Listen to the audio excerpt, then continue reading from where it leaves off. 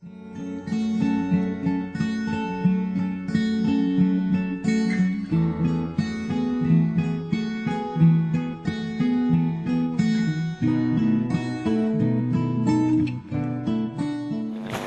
a mí me ha tocado hoy presentar este acto, y este acto, que es la charla que nos va a dar Ricardo sobre el tratado, a su vez lo vamos a aprovechar como una especie de, como decíamos ayer, de un ataque en Vizcaya, porque ya existía, dejó un poco de funcionar y ahora pues volvemos un poco a recuperar el pulso vital. A mí me gusta especialmente hacer este acto aquí, en una librería, que es un sitio de estos clásicos de cultura, de saber, y por eso me siento especialmente satisfecho de que hoy hagamos de nuevo la presentación de ATAC en el contexto de una librería. Gracias, Javi, por dejarnos el local, y gracias, Javi, por ser y por estar y mantener sitios como este, que desgraciadamente cada vez quedan menos. Como estamos en Bilbao, pues claro, no podemos dar una cita de Unamuno, y es fundamental, y la voy a leer textual, que nos viene muy bien un poco para lo que es lo que nosotros planteamos. La libertad no es un estado, sino un proceso. Solo el que sabe es libre, y más libre el que más sabe. Solo la cultura da libertad. No proclaméis la libertad de volar, sino dad alas. No la de pensar, sino dad pensamientos. Con este tipo de conceptos es un poco como surge y se mantiene la organización cívica ATAC, que es un poco es una organización independiente, con un fin de educación popular, con un fin de influencia democrática en los partidos, en los sindicatos, en la sociedad civil, y con un fin de movilización social. Para eso pues hacemos documentos, hacemos movilizaciones, participamos de foros, participamos de todo tipo de iniciativas de la sociedad civil que responden un poco a nuestro tipo de iniciativas. Los tiempos que corren son tiempos difíciles. El tratado es un ejemplo significativo de ello, como luego comentaremos. Yo, como economista, que somos profesiones muy peligrosas, soy consciente de que ese concepto de la economía neoclásica del homo economicus, el hombre es egoísta por naturaleza, es el que está modelando absolutamente en este momento nuestro propio sistema empresarial. Y eso es una cuestión que tenemos claramente que lograr. Un pensador americano de estos ideólogos del régimen ha llegado a decir que el mercado es el motor más importante del mundo real, y ahora se convertirá en el mercado más potente de nuestro propio pensamiento. Si llegamos a ese nivel, es casi que tenemos la batalla perdida. Entonces, es en este sentido en el que los movimientos sociales, el conjunto de la sociedad civil, tiene que involucrarse, tiene que participar, tiene que actuar, tiene que responder. Cierro el preámbulo, y el tema que nos trae aquí, que es el Tratado de Libre Comercio, es en este sentido un ejemplo capital de esto que llamaba Ramonet, allí hace tiempo, que le llamaba los regímenes globalitarios, es decir, aquellos en los que la democracia, esta ilusión democrática, se extiende por el mundo siempre y cuando responda perfectamente a los intereses y resulte funcional para el poder establecido. Es decir, que los sistemas vengan acompañados del libre comercio, de libre circulación de productos y de capitales, y curiosamente se cierran a la libre circulación de las personas. En definitiva, que acabamos sometiendo los estados y los acabamos subordinando a el capital transnacional. Una cosa curiosísima de la que ahora nos hablará muchísimo más Ricardo. Ricardo, que es quien nos va a hacer la charla sobre el acuerdo transatlántico, es el presidente de ATAC, es de Bilbao, que es un aspecto nada baladí, fue profesor de la Carlos III, ha sido consultor en muchas organizaciones, es doctor en economía por la Universidad de Bilbao, además por la Universidad de París también lo es, y yo sin más preámbulos te cedo la palabra para que nos explayes. Gracias, Ramón. Buenas tardes. Y bueno, pues cuando planteamos esto hace unos meses, un acto de este tipo, la verdad es que el objetivo era fundamentalmente presentar ATAC en Bilbao, porque de alguna forma bueno, pues había gente que estaba siguiendo e interesándose en el discurso y en la actividad del movimiento social que es ATAC, pero no había llegado a consolidarse como núcleo, como colectivo en la ciudad. Y entonces lo primero que nos planteamos es decir, bueno, pues vamos a empezar a trabajar estos compañeros pues fueron integrándose en los espacios de reflexión y de creación de discurso y de debate que un movimiento social como ATAC tiene, y en las distintas movilizaciones y plataformas en las que participamos. Y a la hora de hacer esta presentación de ATAC, pues tomamos uno de los ejes de movilización que en estos momentos, desde este movimiento social, lo consideramos estratégico, ¿no? Que es la movilización contra esta amenaza que se cierne sobre la ciudadanía, que es una amenaza muy grande que, como trataremos de desgranar un poco, afecta a muchos palillos, a muchos temas, pero que son temas que además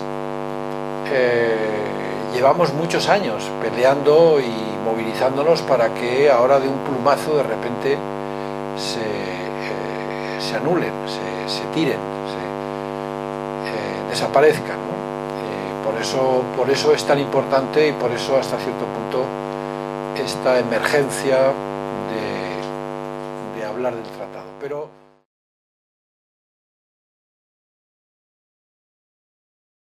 de otros temas, ¿no? O sea que son perfectamente, que hubieran sido perfectamente oportunos y válidos. Podríamos, por ejemplo, haber hablado de una bandera que desde el primer momento el movimiento social ATAC enarboló, que es la bandera de la tasa Tobin, la bandera del impuesto de transacciones financieras, que en estos momentos está absolutamente descafeinado, pero asumido, o por lo menos acordado, que se va a implantar en 10 países de la Unión Europea, entre ellos España. Esto lo que entre otras cosas, hay muchas lecturas de esto, hay muchas lecturas. Por ejemplo, una lectura negativa sería que como un planteamiento que es hasta cierto punto el meter arena, como decía uno de sus ideólogos principales, James Tobin, el economista que planteó esta idea, ¿no? Él decía que lo que había que hacer era echar arena en los engranajes de los mercados financieros para que funcionara a menos velocidad y por tanto la especulación fuera menor. Pues bien, una de las lecturas negativas de esto que se ha conseguido sería decir que efectivamente apenas se va a echar un par de granos de arena, porque el planteamiento al que han llegado los ministros de Economía de estos 10 países, que de forma con un mecanismo de cooperación reforzada, puesto que no ha habido unanimidad en la Unión Europea para aplicar el impuesto,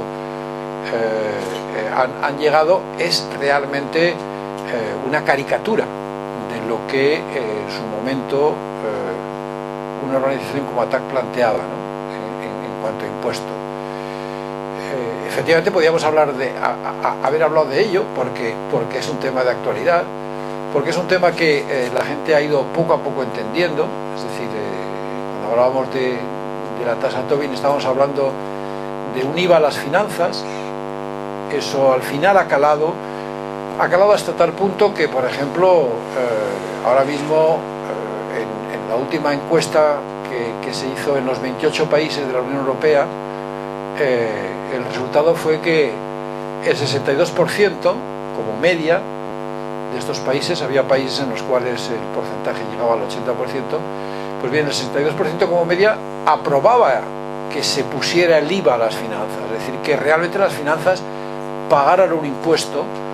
Muchos de las personas que están a favor lo hacían sin entender muy bien que la propuesta era estratégica, que lo que se quería realmente era desincentivar la deriva especulativa que las economías habían ido realizando, pasándose de una economía productiva a una economía de mercados financieros y más especulativa, ¿no? Efectivamente, esa lectura negativa tiene una contraparte positiva, que es que las ideas tienen importancia. Es decir, en un momento determinado, el que un colectivo pequeño, en el año 1998, cuando Ignacio Ramonet, desde las páginas del Monde Diplomatique, lanza en un artículo muy corto que se llamaba Desarmar los mercados financieros, lanza la idea de por qué no creamos una asociación que lleve la idea a la sociedad de un impuesto a las transacciones. En aquellos momentos era de divisas, porque era lo que realmente más especulación mantenía, ¿no? O sea, pues bien, en el tiempo que ha transcurrido desde ese 1998, lo que hemos visto es que el trabajo de una organización como ATTAC ha conseguido llevar esa idea primero a un espacio como el Foro Social Mundial de Porto Alegre, que la hizo suya, y después poco a poco a el tejido social de un montón de países. En estos momentos, por ejemplo, en España, esa idea impulsada, como os digo, desde el principio por ATTAC, ha acabado siendo el principal objetivo de una plataforma que se llama ITF Ya, donde están los sindicatos mayoritarios, los sindicatos minoritarios, están los partidos políticos y están otro tipo de movimientos sociales, y hay otras ONGs como por ejemplo Intermón Oxfam, que han acabado también entrando en una unidad de acción, aunque ellos plantearon la idea desde el Reino Unido de una forma más mediática, ¿eh? Ellos empezaron a hablar, en vez de la tasa Tobin, en vez del impuesto de transacciones financieras, empezaron a hablar de la Robin Hood Tax, ¿eh? Es decir, la idea un poco de que esta idea tan querida por los británicos de que el señor este de las mallas verdes, que con el arco y las flechas, que robaba a los ricos para dárselo a los pobres, o sea, cogen esa idea para, en el fondo, reivindicar la misma idea, la idea de un impuesto, un IVA a las finanzas, un IVA a las transacciones financieras. Al final, es verdad que su idea era más recaudatoria, más obtener dinero para proyectos y para proyectos de cooperación y para ayuda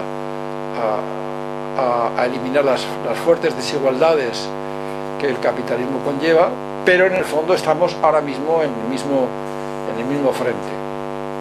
¿Por qué estoy hablando de esto? Estoy hablando de esto, y voy a entrar ya en el tema que nos ocupa, porque efectivamente ha habido que hacer una elección a la hora de tocar un tema para presentar ATTAC, pero si hemos elegido el del tratado es porque, como decía al principio, lo consideramos absolutamente estratégico, pero podíamos perfectamente haber elegido como 3 o 4 otros temas que en estos momentos ATTAC está trabajando. Podríamos haber hablado, por ejemplo, de la urgencia de crear una banca pública en nuestro país, puesto que si no avanzamos por ese camino, realmente muy mal nos va a ir, y sobre todo porque estamos en un momento coyunturalmente, digamos, importantísimo.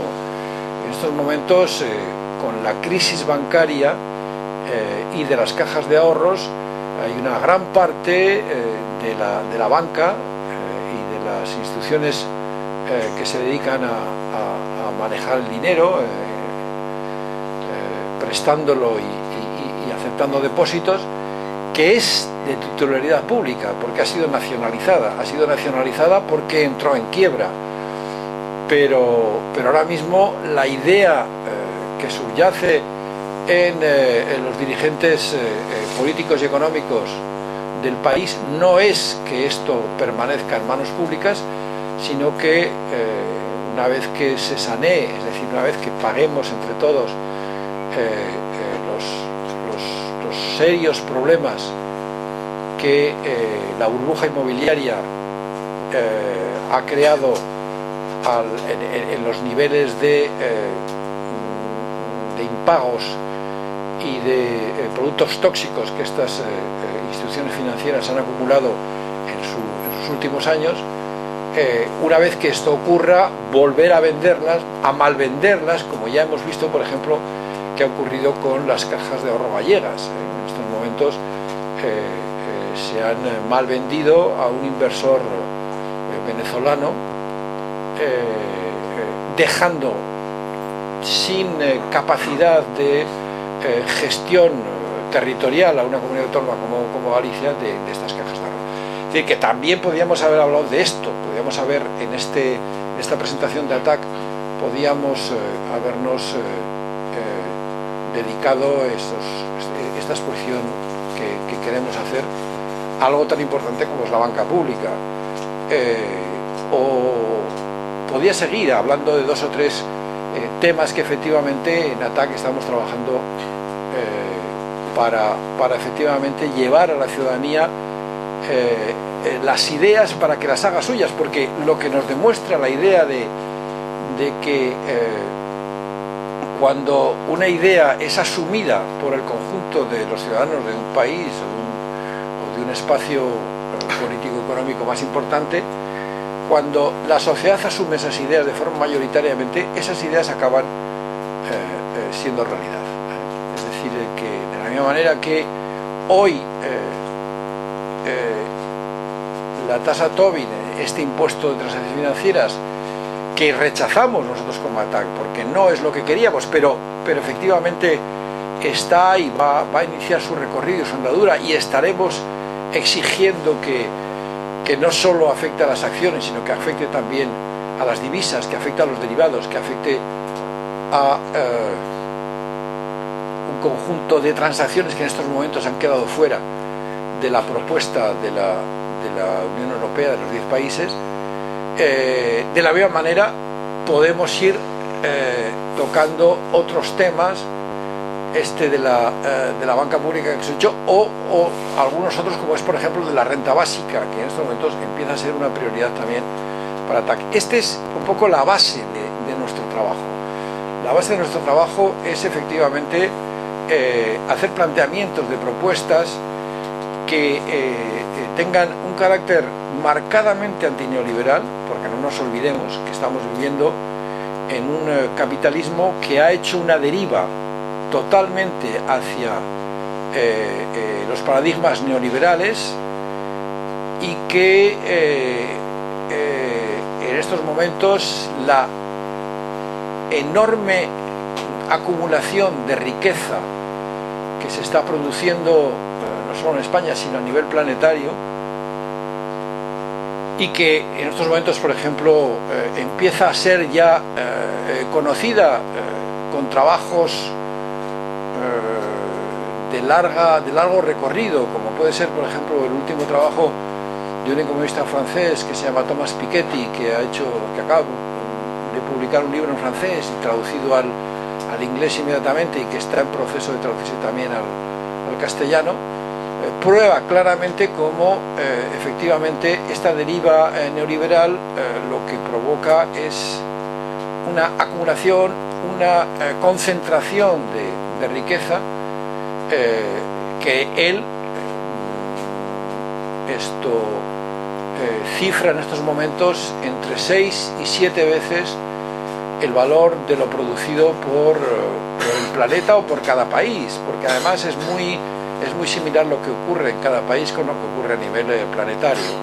6 o 7 veces quiere decir que estamos hablando de riqueza concentrada, en el que si realmente contamos con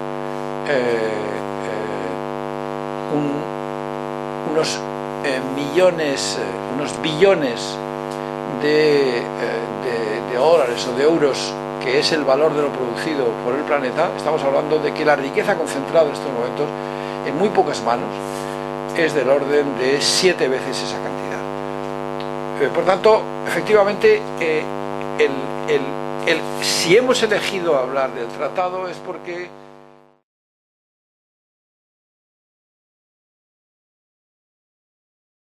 Tratado es porque en estos momentos la urgencia, digamos, y además las posibilidades que nos plantea son muy grandes. Primero, voy a empezar por lo último, voy a empezar por las posibilidades. En una de las intervenciones que tuvo justamente aquí en Bilbao hace unas cuantas semanas, ya meses, Susan George, que vino invitada por el sindicato ELA a hablar un poco del tratado. Susan George, que fue vicepresidenta de ATTAC Francia, que es una norteamericana que lleva 40 años viviendo en Francia y que además ahora mismo está trabajando, porque es su tema de trabajo fundamentalmente el tema de las transnacionales. Ella está trabajando en una ONG que se llama Transnational Institute. Cuando estuvo aquí, una de las cosas que dijo efectivamente es que la batalla del tratado es una batalla que podemos ganar. Es una batalla que, es decir, la ciudadanía, tanto la española como la europea y la norteamericana, si efectivamente se organiza, si efectivamente desarrolla bien su trabajo, puede parar el proceso del tratado.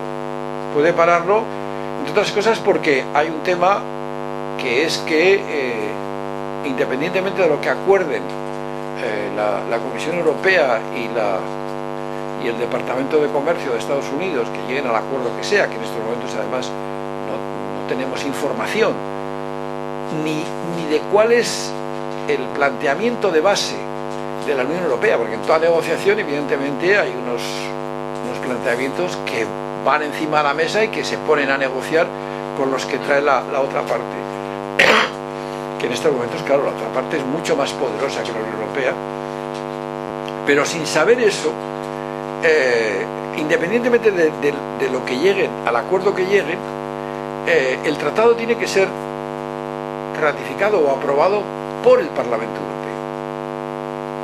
Es decir, que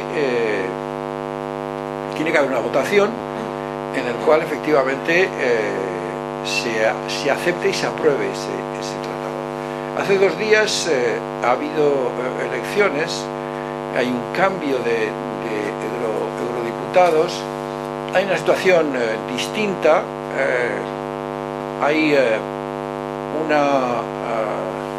digamos, una composición radicalmente nueva.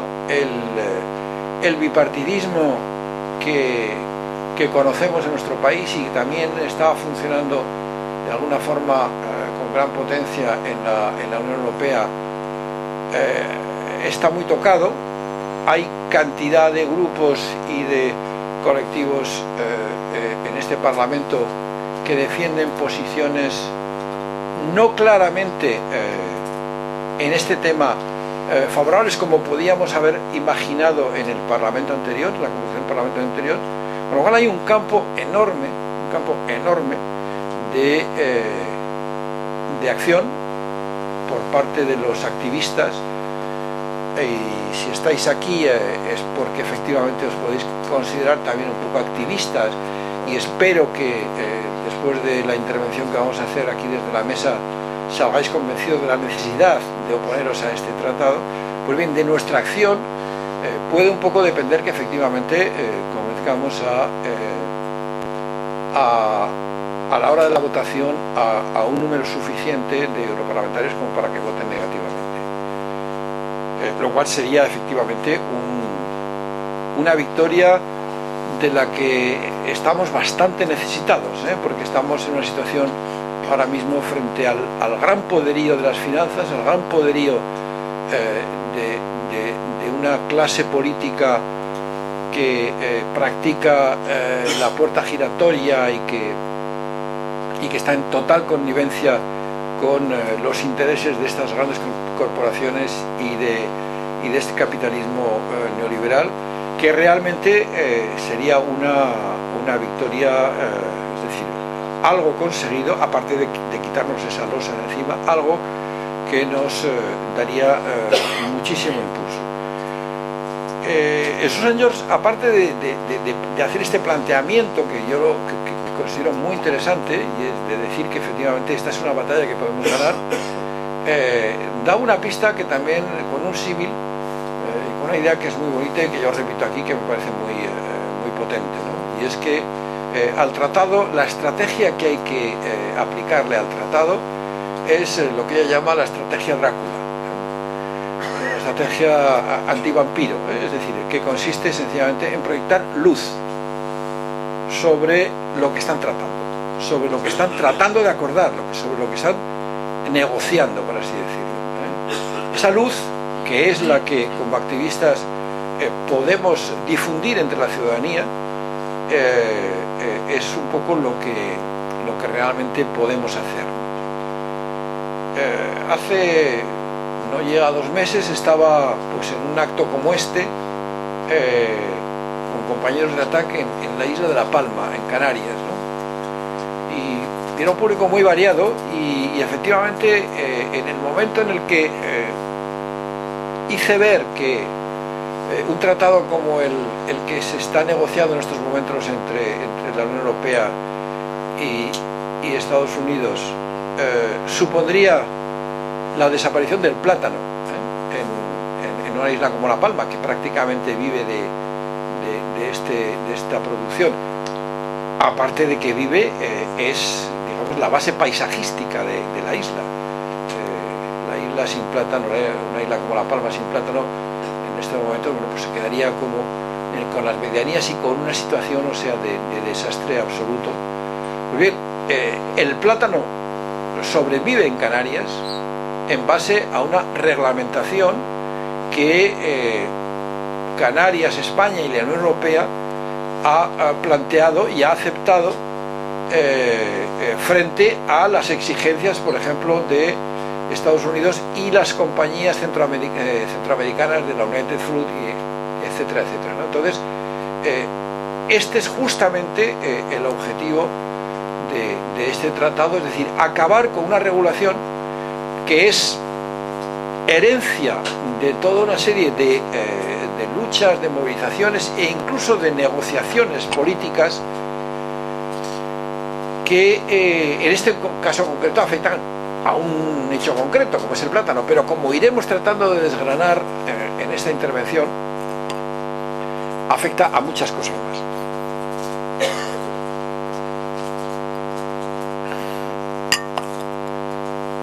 Primero, ¿de qué estamos hablando? Al final, cuando empezamos a movilizarnos, se ha creado una plataforma estatal de resistencia, de no al tratado. Básicamente, los colectivos que más estamos impulsando esta plataforma en estos momentos son Ecologistas en Acción y nosotros, y ATAC, ¿no? Pero se van sumando cada vez más colectivos, porque van viendo efectivamente lo que está en juego, ¿no? Pero cuando empezamos, la primera de las reuniones que tuvimos, lo primero que dijimos es vamos a ponerle un nombre, vamos a hablar de algo que la gente conozca, ¿no? Pues ahí hemos fracasado totalmente, o sea, porque efectivamente ahora ya es el TTIP, que para la gente no le dice nada, que son las siglas en inglés del tratado, porque bueno, pues en realidad deberíamos llamarle ACTI, Acuerdo Transatlántico sobre Comercio e Inversiones, pero efectivamente, como pasa en estos casos, o sea, el lenguaje es el lenguaje del imperio, es el lenguaje anglosajón, y no hay nada que hacer. O sea, cuando hablamos de determinados derivados, hablamos de los CDS. Si yo pregunto aquí a la sala si alguien conoce qué es un CDS, seguro que no sabe nadie qué es un CDS, o de dónde vienen las siglas. A lo mejor alguno sabe que es un derivado. Es uno de los derivados que más han atacado, por ejemplo, a la deuda pública española en los últimos años, los últimos meses casi, yo diría, y que es un acrónimo de Credit Default Swap. Y ya está, ¿no? Y bueno, pues ahora cuando vemos en el periódico, habla de que si los CDS han subido, han bajado, es lo que hay. Es decir, o sea, realmente es muy difícil luchar contra esto, sobre todo dada la escasez de energía que tenemos. O sea, hubiera sido un poco suicida y estúpido tratar de decir no, nosotros no lo llamamos TTIP, porque en el fondo además esta es una lucha que no tiene que ver con el Estado solo español, sino que es una lucha que en estos momentos se está desarrollando Francia, en Alemania, en Austria, en Bélgica, en el Reino Unido, incluso y en Estados Unidos. Y evidentemente el concepto que esta gente conoce de lo que estamos hablando es ese, TTIP.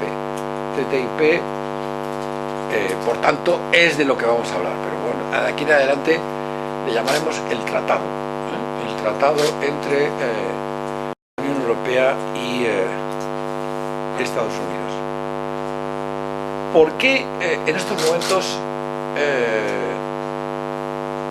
se han implicado tanto hasta el punto de que, por ejemplo, Obama estuvo en Bruselas hace poco, se tuvo que ir con las manos vacías porque efectivamente no hubo avances en la negociación? No hubo avances porque no lo dijeron. Si hubiera habido el mínimo avance, se hubiera dicho. ¿Por qué esta implicación? ¿Por qué realmente este empeño en acelerar las cosas? O poniéndonos un poquito más atrás, ¿qué es esto de un tratado, ¿no? O sea, o de un acuerdo?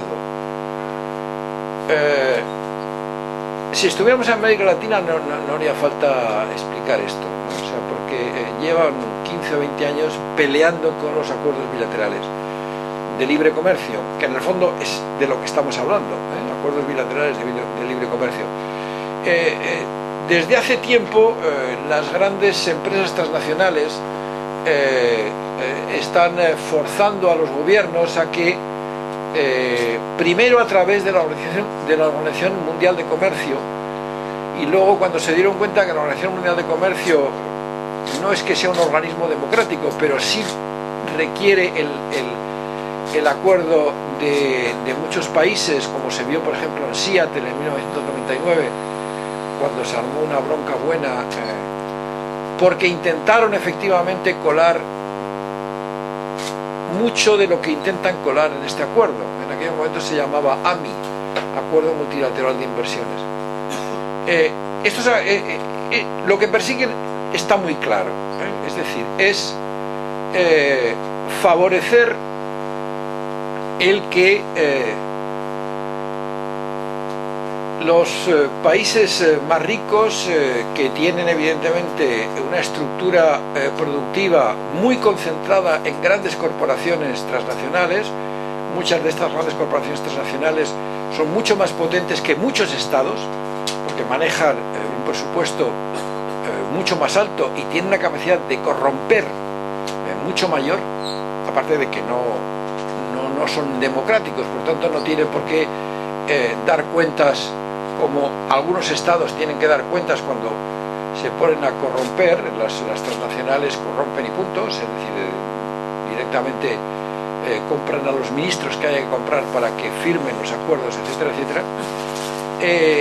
En estas condiciones lo que han hecho ha sido promulgar estos acuerdos entre países, estos acuerdos de libre comercio, que lo que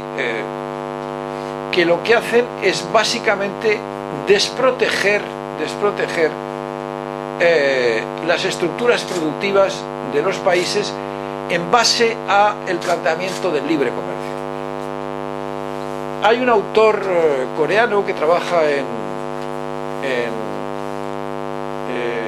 Londres, se llama Chang, estamos en una librería, seguro que el libro está por aquí, se llama Quitar la escalera, porque además es una imagen que él ha tomado de otro economista anterior, y es lo que hacen en estos momentos las grandes, digamos, los gobiernos de estos países poderosos que tienen detrás a las transnacionales, y que es sencillamente eso, es decir, para conseguir estas estructuras productivas tan concentradas y tan poderosas, empezaron protegiendo las estructuras económicas de otras estructuras productivas que podían traer productos más baratos. Y una vez que han conseguido consolidar estas estructuras productivas potentes, después pues sencillamente propugnan el libre comercio, es decir, propugnan la libertad de comercio sin que haya aranceles, sin que los países protejan de alguna forma sus débiles estructuras productivas en la agricultura, en la industria o en los servicios. Ese es digamos, el símil, la metáfora un poco que utiliza Chang en su libro, que es decir, yo he subido, estoy arriba y ahora sencillamente lo que hago es quitar la escalera, y el que viene detrás, evidentemente, yo lo que le defiendo es lo que defendería el zorro, si en una fábula, hablando con el granjero, le podría sencillamente convencer al granjero de que lo mejor es la libertad, y la libertad se consigue quitando las alambradas del gallinero, ¿no? O sea, porque cada uno que pueda, que se defienda como pueda. El problema, evidentemente, como todos los que estáis aquí sabéis, es que cuando partimos de una situación de desigualdad, la libertad, es decir, la ausencia de protección frente al débil, lo único que implica es una masacre. En estas condiciones en las que se plantea un poco el tratado de libre comercio entre Estados Unidos y la Unión Europea. Pero aquí, a diferencia de otros tratados que puede haber, por ejemplo, que puede haber habido entre Haití y el gobierno y Estados Unidos, por ejemplo, hace ya bastantes décadas, cuando Estados Unidos arruinó, por ejemplo, totalmente a los productores de arroz haitianos, inundando el mercado de arroz norteamericano producido, vendido a bajo coste, lo que en economía se llama dumping. Aquí no se trata tanto de quitar aranceles, no se trata tanto de rebajar los impuestos que con los que los estados gravan a los productos que vienen del exterior para proteger la producción interna. No. Realmente en estos momentos los aranceles que hay entre Estados Unidos y la Unión Europea, tanto en agricultura como en industria, como en servicios, son ridículos, son muy bajos. O sea, es decir, no va por ahí el tema. El tema no va por bajar esos aranceles. El tema va por una palabra clave, que es una palabra constantemente repetida en los últimos 30 años, o sea, de capitalismo neoliberal, que es desregular. Es decir, el objetivo básicamente es eliminar unas regulaciones que durante estos años justamente la Unión Europea, a través del desarrollo de su trabajo normal como Comisión Europea, ha ido estableciendo a nivel de alimentos, por ejemplo, a nivel de productos sanitarios, a nivel de procesos de obtención de energía, a nivel de estructuras financieras, es decir, un poco en el conjunto de los sectores que constituyen la estructura económica de un país. Entonces, este es el verdadero objetivo. El verdadero objetivo es el que estas regulaciones desaparezcan y las transnacionales, básicamente las poderosas norteamericanas, puedan inundar el mercado europeo con productos que en estos momentos no pueden entrar porque hay una regulación que se lo impide. Y es una regulación que está ahí porque ha sido exigida para defender, bien sea a los consumidores, en muchos casos tiene que ver con la salud, tiene que ver con que son productos que está probado que hacen daño, pero que la regulación en Estados Unidos no lo recoge, y aquí sí, o que tiene que ver con procesos productivos determinados, como puede ser, por ejemplo, uno de los temas claves de esta negociación es el tema del fracking, el tema de la obtención de energía a través de lo que se llama la fractura hidráulica, que probablemente muchos de los que estáis aquí conocéis, porque Estados Unidos en los últimos 20 años las grandes petroleras han apostado por esta técnica, por esta tecnología, independientemente de los costes ambientales, de los costes en vidas humanas que esto implica, porque por encima de todo está la independencia energética. y efectivamente han desarrollado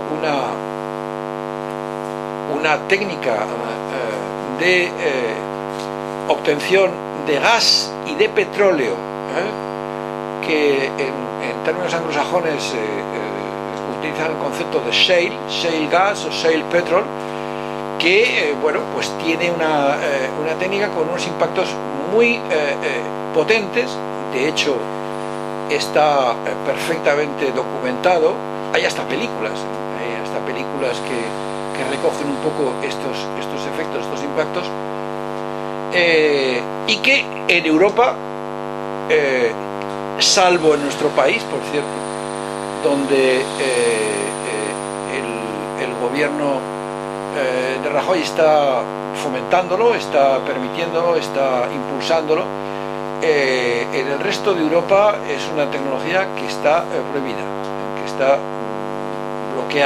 bloqueada por justamente estos efectos. Es decir, que aquí hay uno de los elementos claves de este tratado, de lo que persigue. Luego, digamos, tendríamos que descender a un detalle muy concreto y además difícil aquí de explicar. Por ejemplo, si yo me pongo a explicar aquí lo que implica este tratado en términos de propiedad intelectual, por ejemplo, que es otro de los aspectos en los cuales este tratado tiene mucha importancia, es mucho más difícil de entender. Sin embargo, en el tema de la obtención de energía en base a la fractura hidráulica lo veis perfectamente claro, ¿no? Porque efectivamente detrás de esto están la Exxon, están las grandes petroleras, que lo que quieren efectivamente es empezar a desarrollar el gran negocio que implica el obtener este gas y este petróleo de yacimientos en Europa que están absolutamente vírgenes, porque no se han tocado. Hay incluso, he leído análisis que una de las razones de la crisis ucraniana tiene que ver con el fracking, tiene que ver con el acuerdo que en un momento determinado hizo el gobierno que fue tumbado por el golpe de Estado. Había llegado a un acuerdo ya de fracking y luego empezó a coquetear con Putin, empezó a coquetear con Rusia, y eso provocó directamente el que fuera puesto en un golpe de Estado con todas las de la ley, como se le hizo, sin que la Unión Europea ni Estados Unidos dijera esta boca es mía. O sea, que el golpe de Estado había sido provocado y había sido fomentado, ¿no? Detrás de esto, aparte de otros temas, estaba la obtención de energía a través de este proceso de fracking. Esto no es sorprendente. La mayor parte de los golpes de Estado y de las invasiones que se han dado en el mundo en los últimos 30 años o 40 han tenido que ver con el petróleo. Es decir, que no es que estemos descubriendo nada nuevo, es realmente uno de los hechos claves.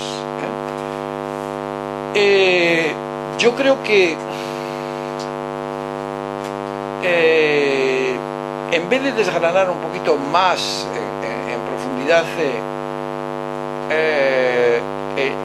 los palillos que este acuerdo o este tratado podría tocar, quizás convendría ir un poquito a lo práctico. Sí, poner un par de ejemplos más. Quizás el ejemplo de los productos alimenticios, los productos que consumimos normalmente, sí merezca la pena dedicarle unos pocos minutos, ¿no? O sea, en la Unión Europea existe una práctica que se llama el principio de precaución, que está vigente en todos los estados de la Unión Europea y que no está vigente en Estados Unidos. Este principio de precaución dice que la introducción de sustancias químicas en los alimentos requiere que el fabricante demuestre que no es nocivo la inclusión o la utilización de estos productos químicos. Estamos hablando de productos digamos de síntesis, que realmente no se sabe muy bien qué efectos pueden tener cuando se utilizan en los alimentos sobre las poblaciones. Pues bien, la Unión Europea se ha forzado a que este principio de precaución sea, digamos, determinante, en el sentido de que mientras el fabricante no demuestre que no es nocivo, no hay autorización para comercializarlo y para introducirlo. En Estados Unidos es exactamente al revés. En Estados Unidos es la administración pública la que tiene que demostrar que el producto es nocivo, y mientras la administración pública no demuestre que el producto es nocivo, el fabricante evidentemente lo puede incorporar a sus procesos productivos de creación de alimentos y de alimentos y de otro tipo de productos, porque podemos estar perfectamente hablando de la fabricación de biberones, por ejemplo, en el cual hay concretamente un elemento en la fabricación de biberones que en Europa no se admite. Los biberones no pueden contener ese elemento porque hay pruebas fehacientes, o por lo menos el fabricante no ha podido demostrar que no tiene efectos cancerígenos, que es la gran diferencia. Pues bien, lógicamente esto es uno de los ejemplos en los cuales desaparecería con este tratado. Es decir, o sea, la negociación, lógicamente, normalmente se hace a la baja. Es decir, que una de las cosas que se va a presionar, y no lo presiona cualquiera, sino que lo presiona el imperio, lo presiona Estados Unidos, con una capacidad técnica que desde luego es apabullante. En las primeras reuniones en las cuales se produjeron las primeras reuniones de negociación que se produjeron en Estados Unidos, en la Unión Europea llegó, pues, digamos, o sea, una treintena de técnicos. El departamento, digamos, de comercio norteamericano apareció con 600 técnicos en la negociación para ir tocando cada uno de los puntos que no sabemos. O sea, lo único que conocemos de momento son filtraciones muy pequeñas de funcionarios que han asistido a esas negociaciones y que han ido pasando algunas de las informaciones, pero realmente no sabemos en concreto cuál es justamente la posición de la Unión Europea, que está tratando de mantener y defender algunos de los principios que aquí están en vigor, algunos de los procedimientos de esas regulaciones, y cuál es en lo que está cediendo y cuál es en lo que está planteando que ceda Estados Unidos. Hay un elemento que es importante que se mencione, porque es realmente muy sangrante. Es la introducción de un mecanismo de resolución de conflictos entre los inversores para estas instituciones. En vez de hablar directamente de transnacionales y de grandes empresas, hablan de inversores. La resolución de conflictos entre inversores y el Estado.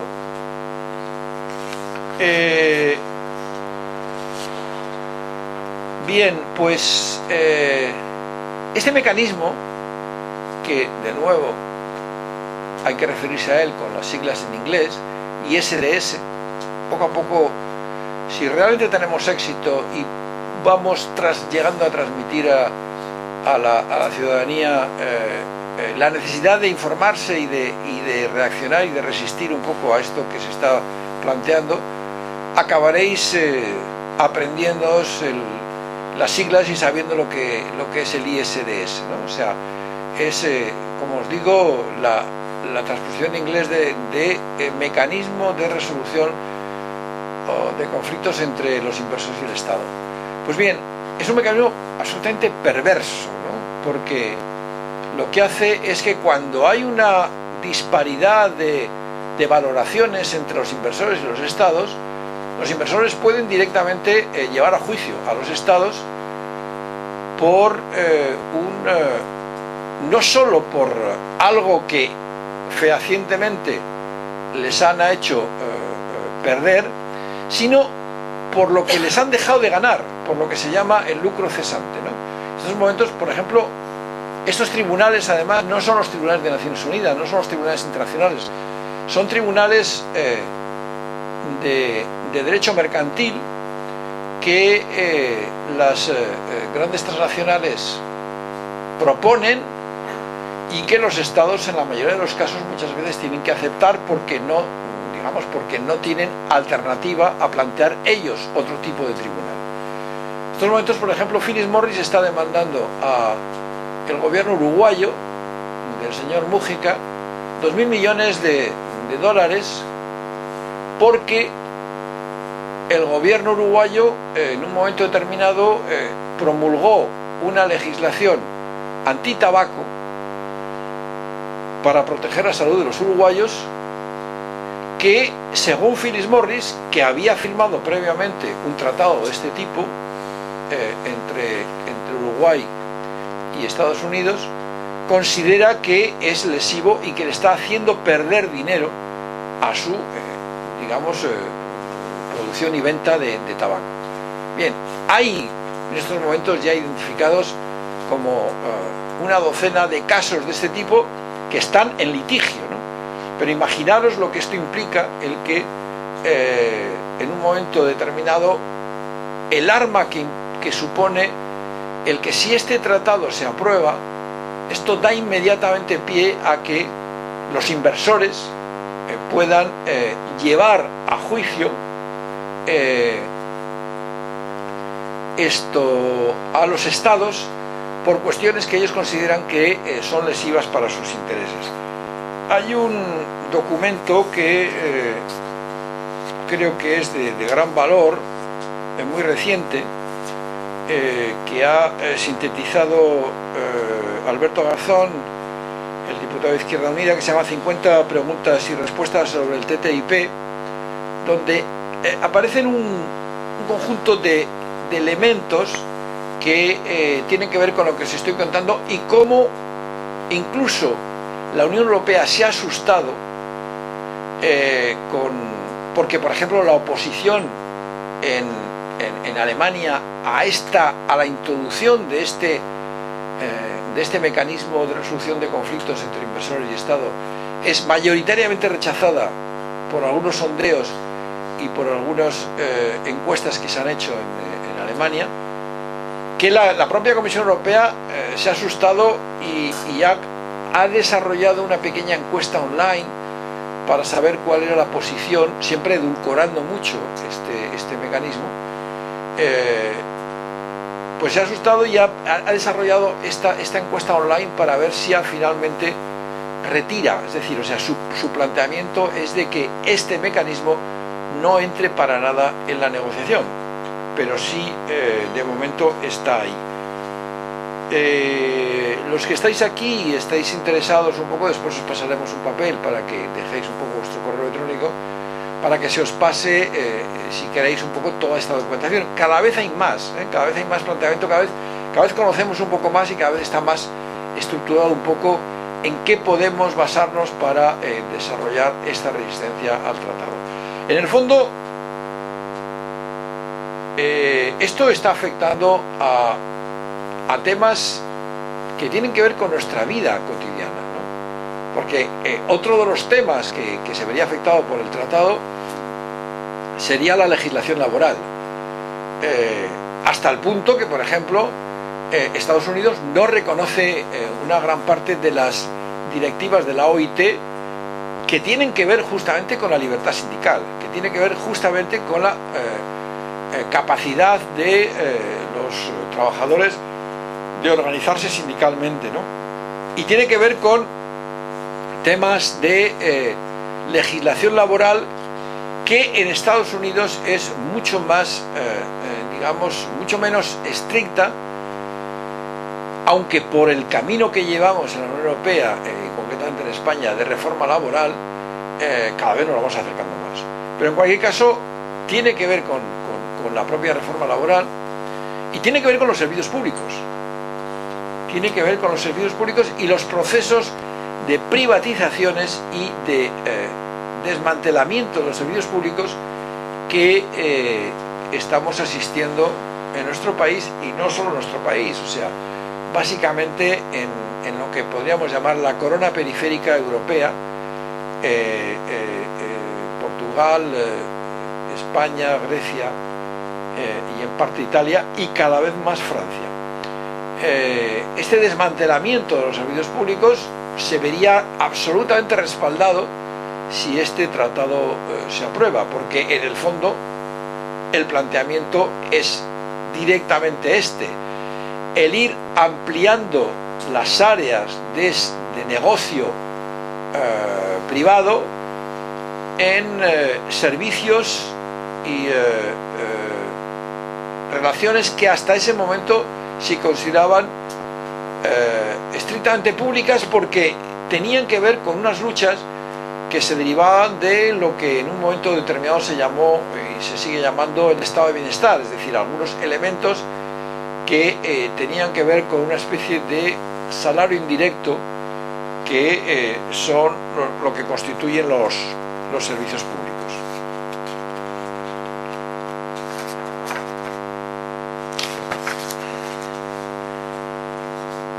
El medio ambiente evidentemente también se va a ver afectado, es decir, en Europa en los últimos 30 años se ha desarrollado toda una normativa que tiene que ver con la relación entre los procesos productivos y el medio ambiente. Una gran parte de las cosas que hemos ido conociendo aquí en España, en el Estado español, tienen que ver con directivas europeas. Por ejemplo, todos los procedimientos de evaluación de impacto ambiental, todos los procedimientos que tienen que ver con determinadas reglamentaciones que establecen la relación entre la actividad productiva y el soporte físico, que empezarían a estar en peligro con esta negociación. Entonces, es por esto por lo que realmente esta movilización de la que os estamos contando ahora y que hemos elegido como eje de este encuentro entre las personas que en estos momentos están formando el colectivo de Ataque en Bilbao y el resto de personas que habéis venido y que os interesáis un poco a esta digamos oferta que se os ha hecho de hablar un poco sobre el tratado, pues efectivamente de los que estamos aquí hemos trabajado en algunos de los temas que se va a ver afectado directamente por este tratado, y por eso, hasta cierto punto, por la defensa de lo que hemos estado trabajando hasta estos momentos,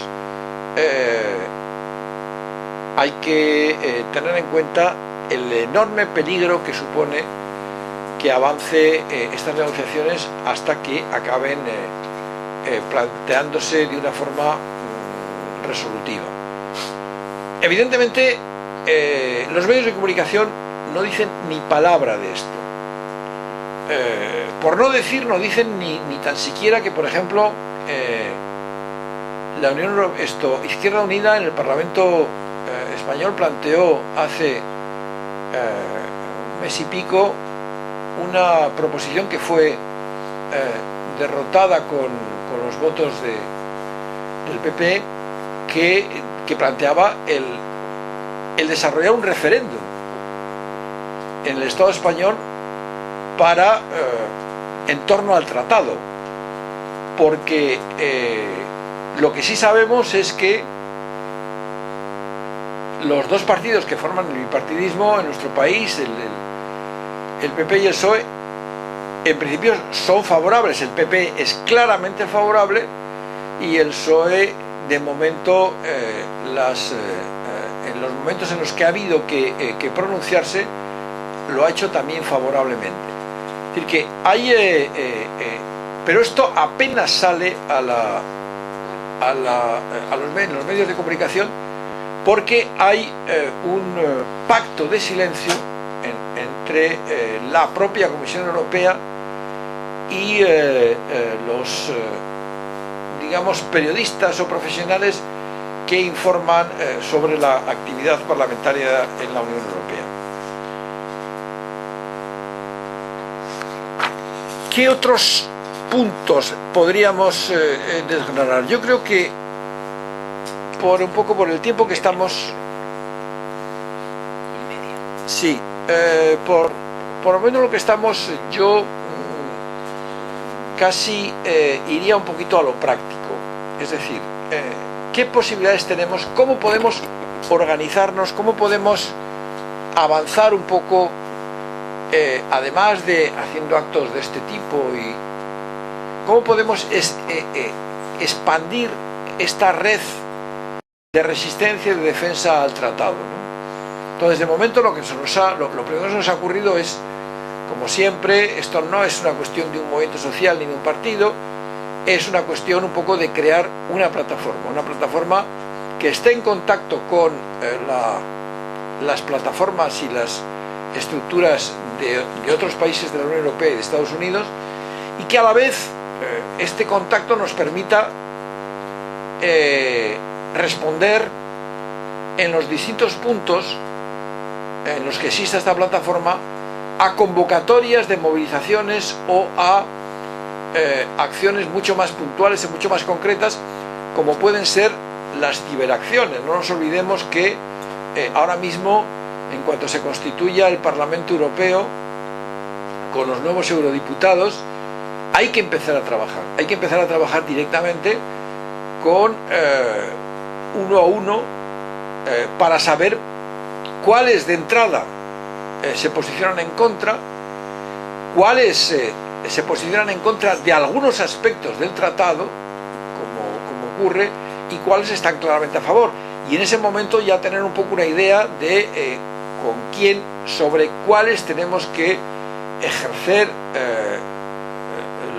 lo que hacen las transnacionales, ¿no? Que es el lobby, es decir, sencillamente irles planteando que su posición respecto de este tema va a ser pública, van a tener que responder frente a sus electores sobre un tema que es de una importancia capital. Entonces, lo fundamental en estos momentos yo creo que es establecer un poco esta estructura de información y de resistencia, como se está haciendo en estos momentos en el conjunto de las ciudades de nuestro país. Esta plataforma ya existe en las grandes ciudades, existe en Madrid, en Barcelona, en Sevilla, en Valencia, pero por ejemplo no existe en Bilbao. Es decir, que creo que sería muy importante que a partir de un poco este primer encuentro, que tiene que ver con, insisto, no era el objetivo era hacer una presentación de ATAC, pero es un objetivo concreto. Yo creo que estaría muy bien que se constituyera esa plataforma abierta. Para ello, ¿qué se necesita? Se necesita sencillamente que alguien, puede ser por ejemplo una persona de ATAC, de hecho Ramón, que está aquí a mi lado, ya está dentro en contacto con esa red, pudiera establecer pues a su vez una plataforma local, una plataforma en Bilbao, como se puede establecer una plataforma en Pamplona, como se puede establecer una plataforma en Donosti, ¿no? Es decir, que realmente este sería un objetivo concreto de esta reunión, para empezar a trabajar, para empezar a crear red y crear estructura de resistencia.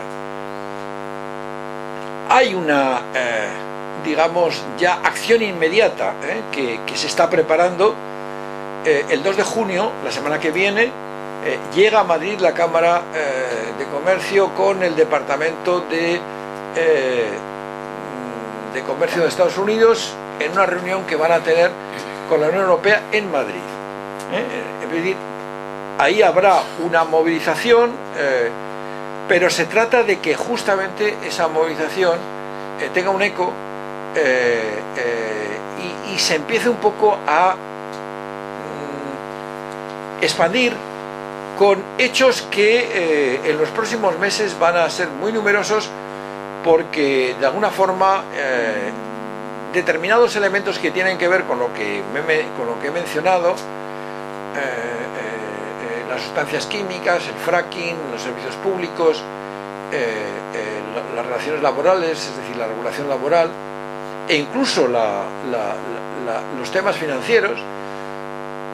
De paso os diré que efectivamente este impuesto de transacciones financieras al que me he referido antes y en el que 10 países van a desarrollar, muy probablemente estaría en el punto de mira de este tratado, porque concretamente Estados Unidos no quiere ni oír hablar para nada.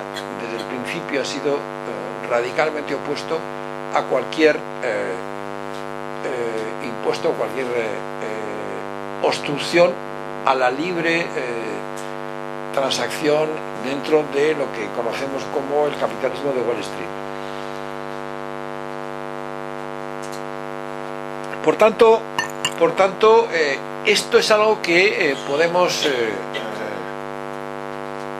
poner en marcha ya desde este momento, desde aquí, esta plataforma no al TTIP, plataforma en Bilbao, a través de un colectivo que al principio podrá ser una docena de personas, pero que poco a poco esperemos que se vayan sumando colectivos y sobre todo se vayan sumando personas, porque las movilizaciones no las hacen los colectivos, las hacen las personas, y sobre todo cuando se convencen de que el tema tiene importancia y de que además el tema se enmarca, no está aislado. O sea, esto no es más que una nueva vuelta de tuerca de la relación de debilidad que en estos momentos tenemos los movimientos y colectivos que defendemos el interés de la colectividad frente al interés de muy poquitos, o sea, porque estamos hablando de intereses de unos grupos muy potentes, muy poderosos, como son las grandes empresas transnacionales, pero que realmente en términos de digamos de número son unos intereses muy puntuales y muy negativos. Yo creo que me voy a quedar aquí y vamos a tener un pequeño diálogo entre los que estáis aquí en base, yo diría, no solo a preguntas, sino también a intervenciones, ¿no? O sea, porque yo creo que este tema hay mucha más gente que yo que puede aportar perdón, cosas.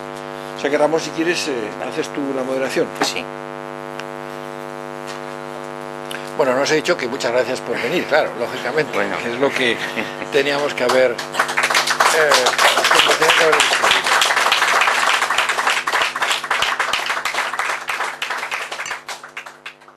muchas gracias, Ricardo. El tema ahora con el nuevo Parlamento Europeo es vinculante la votación del Parlamento para el Consejo y para los gobiernos, o sigue como antes, que lo pueden considerar o no lo pueden considerar. Lo pregunto porque eso lo ignoro yo. De haber una votación favorable a lo que nosotros veamos y luchamos, ¿es vinculante? ¿Tiene obligación la...? En algunos temas no, en este sí. En este sí. En este sí, es decir, o sea, esto está perfectamente claro, que el Parlamento Europeo debe aprobar el acuerdo. Si no lo aprueba, el acuerdo no entra en vigor. Y otra cosita que quería decir brevemente, bueno, aparte como consumidores perjudicados, pero claro, toda la producción agrícola ganadera de España, mediana y pequeña, incluso la vasca, la agricultura de caserío vasca y eso, se la van a cargar. Va a ser otra naval, porque es, digamos, es imposible con esas macroempresas como Cargill, como que tienen en Estados Unidos, y el número de hectáreas en producción, no solamente en Estados Unidos, que tienen hectáreas en producción en Brasil, en Australia, en Canadá, en Argentina. Y termino. Hay dos empresas, Nestlé y Unilever, que a lo mejor pueden hacer aquí de quinta columna, porque son dos empresas muy importantes que sí les convendría el tratado este. Yo no sé si a lo mejor ¿Quieres comentar, contestar? sí. A ver, vamos a ver. Lo que planteas es muy importante porque claro, justamente para eso es para eso se os da la palabra, ¿no? Porque para que toquéis en cuestiones que yo he pasado a lo mejor demasiado rápido. El tema, por ejemplo, de la pequeña y la mediana empresa en temas de alimentación o en temas de pequeña industria, o sea, es el mismo, o de servicios, es fundamental. Es decir, lo que nos podemos apoyar sobre experiencias anteriores están en América Latina. La experiencia más concreta, porque ha durado más tiempo y porque ya se sabe bien cuáles son los efectos, es lo que se conoce con las siglas de NAFTA. Es decir, es el acuerdo entre México, Estados Unidos y Canadá que entró en vigor justamente cuando unos activistas se fueron a la sierra, en Chiapas, y el mismo día que entró en vigor ese acuerdo, su comandante Marcos planteó un poco lo que hoy conocemos como la resistencia de Chiapas, ¿no? del Ejército de Liberación mexicano. Entonces, hoy podemos ver, por ejemplo, que no solo no ha creado el 1.000.000 de empleos que dijo el planteamiento cuando se firmó las evaluaciones, sino que ha arrasado con la pequeña y la mediana industria y agricultura en México, pero también en Canadá y también en Estados Unidos. Porque claro, el tema es que lo que consigue esto es básicamente el ejemplo que os ponía antes que con el zorro y las gallinas, ¿no? Es decir, o sea,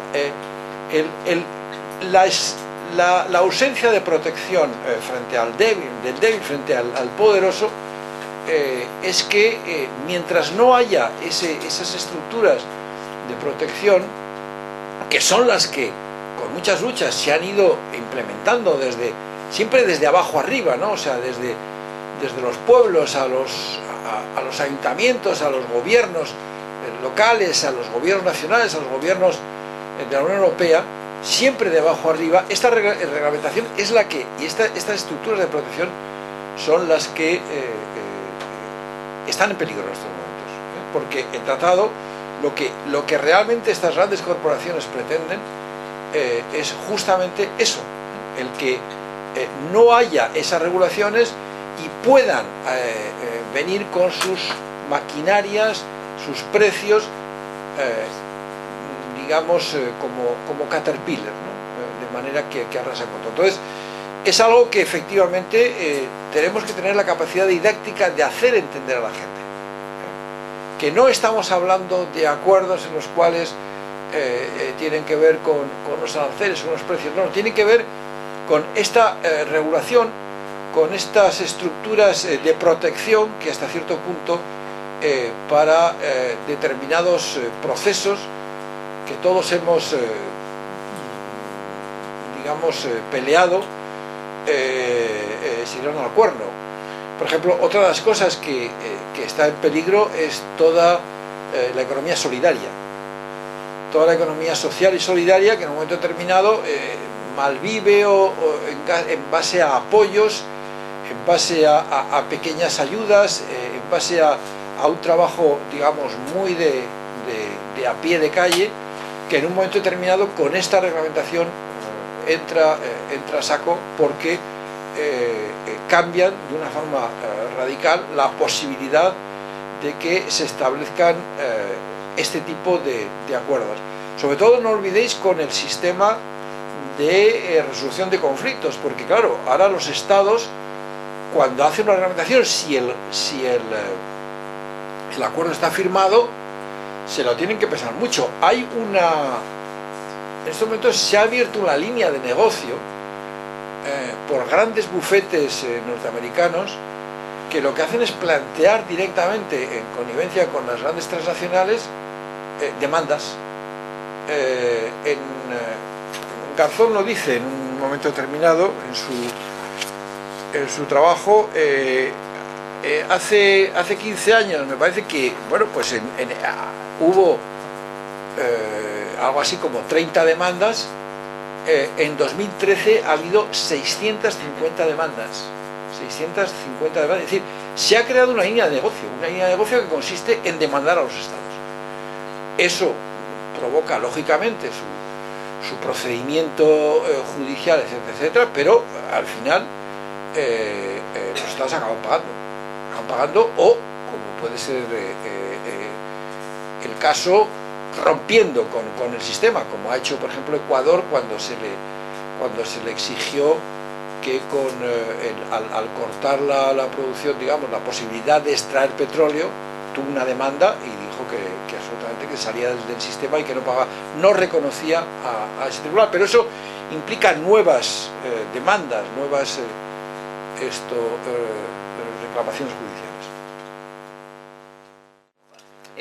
Es un poco por la prostitución del lenguaje. Es decir, Ricardo habla de regulación, el tratado como tal no habla de regulación, habla de armonización, que queda mucho mejor, las cosas se armonizan, pero siempre que hay armonización siempre se hace al mínimo común denominador, es decir, con lo cual estamos absolutamente desregularizando. Eso es, que es lo que se hace.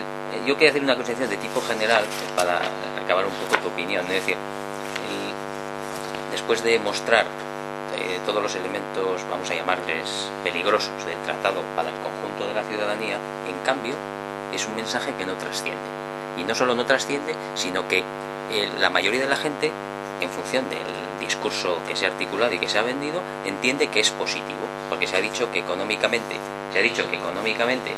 va a ser muy rentable, va a quedar muchos puestos de trabajo, en fin, todo este tipo de cuestiones. Ahora, afortunadamente hay unos cuantos estudios que la academia ha generado y que han desacreditado esos estudios previos, pero este tipo de discurso está calando, y lo peor no es que no se tenga información, sino seguramente que la gente entiende que aquello que ellos hacen es bueno para nosotros.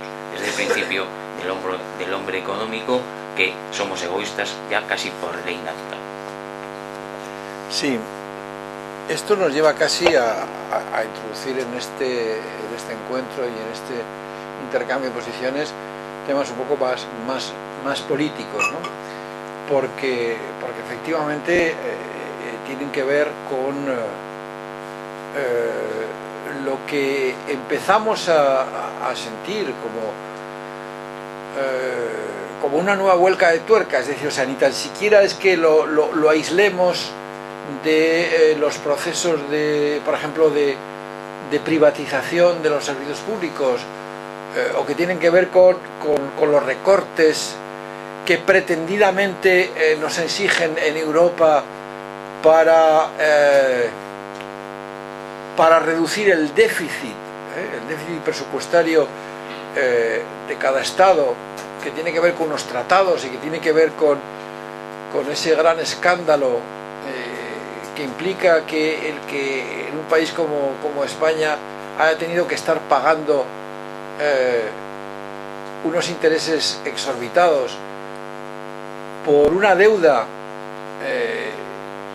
que se ha tomado porque los tratados europeos exigen e impiden a los estados obtener dinero del Banco Central Europeo, y el Banco Central Europeo al final le presta el 1% a una banca para que esa banca se lo preste al Estado español, por ejemplo, al 6 y al 7%, lo que nos ha llevado en estos momentos a tener 40.000 millones de euros de deuda, de intereses que pagamos anualmente por esos créditos. Es decir, que empieza a estar todo un poco concatenado, pero felizmente desde el domingo para acá hay una sensación nueva en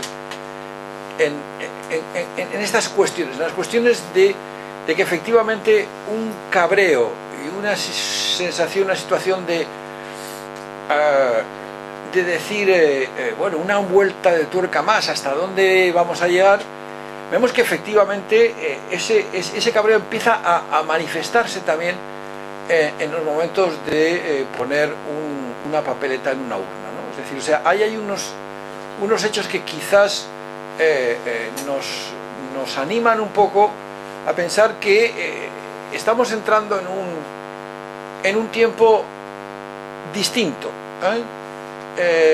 Esto, Ataque lleva 15 años clamando un poco por esta dictadura de los mercados financieros, este cachondeo absoluto de que los gobiernos no se atrevan a apretar los tuercos al poder financiero,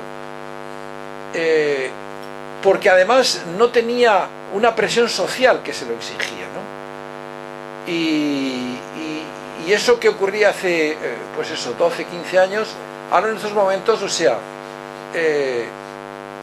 en los bares, que es donde se hace política en este país, o sea, hay algo que está claro, y es que el sentimiento antibanca, por ejemplo, es decir, de cabreo frente a una banca culpable, que además, o sea, no está yendo a la cárcel, que está directamente abusando con unos sueldos y con unas pensiones desorbitadas, y todo esto hace que un poco esa ciudadanía empiece a ver la posibilidad de que sea visible su descontento, que sea visible su rechazo. Y esta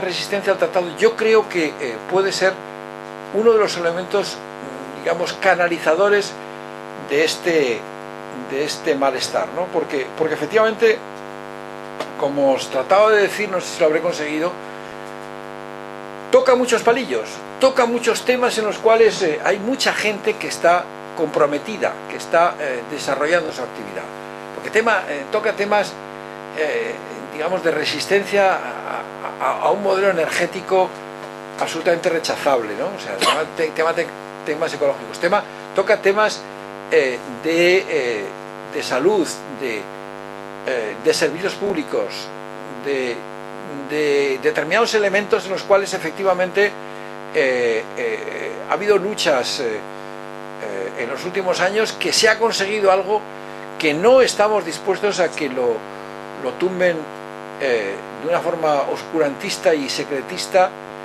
en los despachos entre los funcionarios de la Unión Europea y los técnicos de Estados Unidos, ¿no? Entonces, por ahí un poco va la cosa de que creo que es el momento efectivamente de empezar a organizarse, pero para cosas concretas. Yo no voy a plantear aquí una estructura de alianza política para cambiar, para transformar socialmente lo que no nos gusta. No, vamos a cosas muy concretas, y este tratado toca cosas tan concretas como es el fracking, como es la propiedad intelectual, como es los servicios públicos, como es los temas laborales, que efectivamente pueden articular a la sociedad detrás de estos temas, y pueden hacer visible efectivamente ese malestar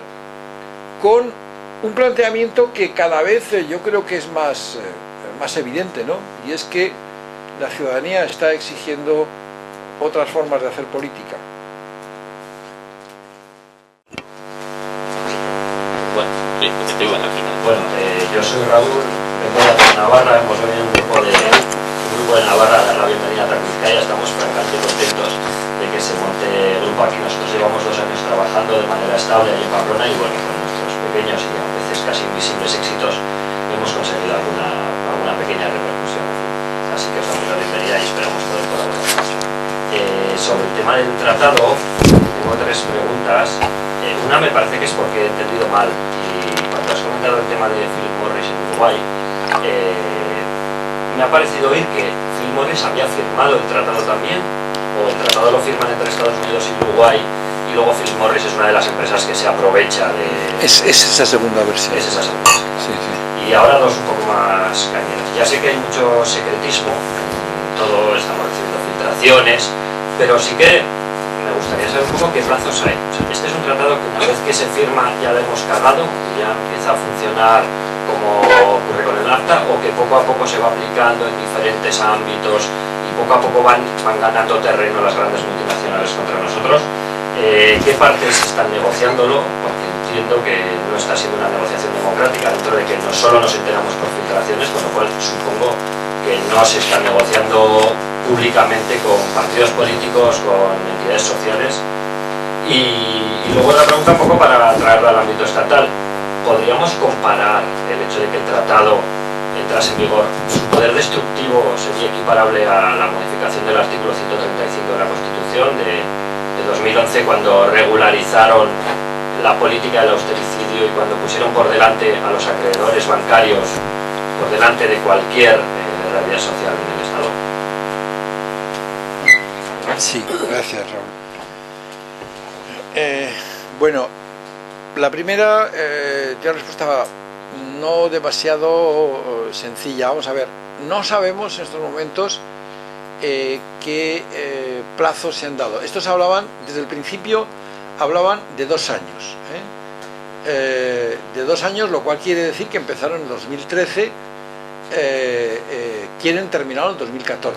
No lo van a terminar en 2014. Es decir, o sea, las previsiones que hay son que van muy lentos, es decir, no han avanzado lo que ellos esperaban. Ellos ya se dieron un plazo de 2 años, o sea, lo cual quiere decir que efectivamente que en la agenda de puntos era muy amplia, y las informaciones que tenemos es que van muy retrasados, es decir, que en principio esto no se firma, o sea, no está como para pasar al Parlamento Europeo, que tiene que pasar al Parlamento Europeo en 2014, con lo cual nos da digamos un margen de tiempo relativo como para efectivamente organizar a la sociedad para que sea un tema del que se hable,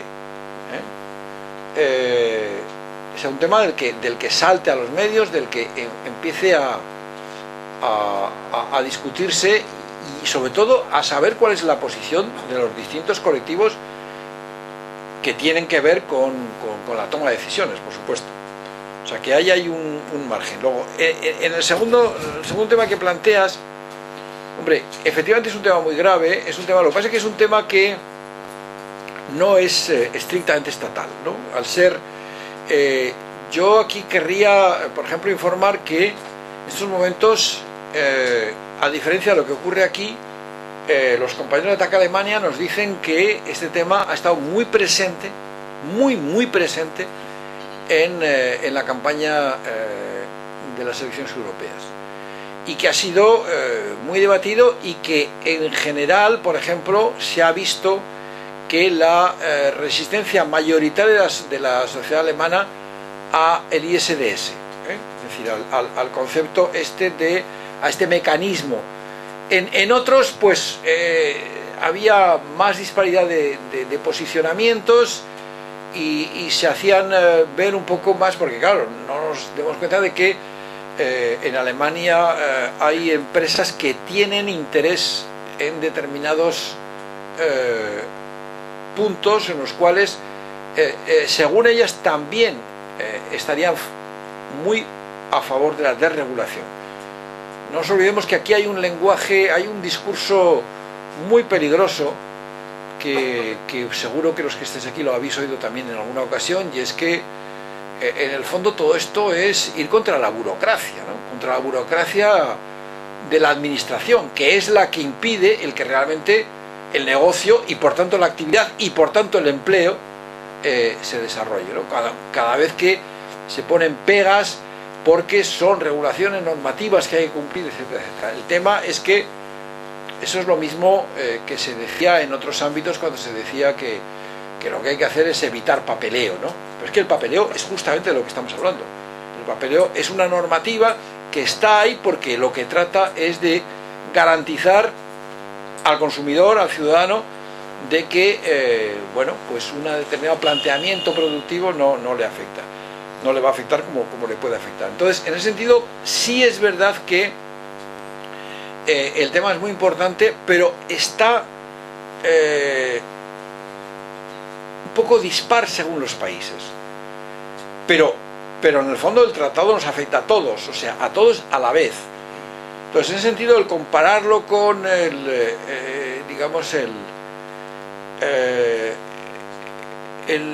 la medida de Zapatero de cambiar la Constitución, yo no sé, porque en aquellos momentos aquello fue una apuesta, un brindis al sol que se inventó Zapatero por ver si conseguía parar el incremento de la prima de riesgo, porque es que era la típica situación en la cual decía, bueno, si yo hago si yo cedo en este tema, es posible que los mercados no se ceben en los mercados, digamos, especulativos, como se estaban cebando en aquellos momentos en la deuda española. Realmente hay un tema que no resiste ese paralelismo. En cualquier caso, yo creo que por lo que llevamos visto, espero que haya quedado claro un poco la importancia que tiene respecto de nuestra vida cotidiana, ¿no? O sea, porque afecta, repito, a muchas cosas, y evidentemente yo no he dado la visión que daría alguien que estuviera aquí si estuviera debatiendo y si estuviera defendiendo el tratado, porque la visión que daría si alguien estuviera aquí defendiendo el tratado sería que, como siempre, bueno, pues, o sea, no hay tortillas sin romper huevos. Es verdad que, bueno, pues algunas empresas probablemente se vean perjudicadas, pero en general, a la larga, esto va a hacer crecer el PIB, va a haber más negocio, por tanto va a haber más crecimiento y va a haber más empleo. Pero insisto, o sea, es un poco un discurso que ya está visto cuando se ha tratado de que se firmaran otros tratados como el NAFTA, que os he dicho, y luego a la larga efectivamente es algo que la economía nunca estudia, que es a quién beneficia, ¿eh? Es decir, o sea, una cosa es que crezca y que haya más producción y que haya más ventas, pero a quién realmente beneficia, ¿no? O sea, porque los destrozos que puede hacer en la pequeña y mediana empresa frente al beneficio de la gran corporación son enormes. Si os identificáis mejor, porque así nos vamos conociendo, porque el compañero se acaba de identificar. Bueno, me llamo Ernesto Martínez de Hidalga, soy abogado, o he sido abogado, en estos momentos tengo otras actividades académicas y me has preocupado muchísimo. Vaya. Yo tenía una idea de lo que era lecturas este asunto, es decir, este tratado, pero de tus palabras me doy cuenta que esto no es un tratado. Como abogado te digo que esto es un contrato de adhesión. Es decir, el imperio impone las condiciones, plantea las condiciones y el súbdito las acepta. Porque no te he oído en ningún momento, en un tratado, en un contrato, hay contraprestaciones. Y lo que no he oído, porque me imagino que lo habrá, no se sabrá cuáles son las contraprestaciones que Europa, sus estados, la Unión Europea, puede obtener de este tratado, porque, repito, lo que has dicho evidentemente, y para mí es lo que me preocupaba, toda la panoplia de exigencias y consecuencias negativas. Y me preocupa más porque la otra parte de lo que dice el imperio, pues bien, lo dice el imperio y lo viene haciendo mucho tiempo, y obedece naturalmente a sus intereses empresariales, etc.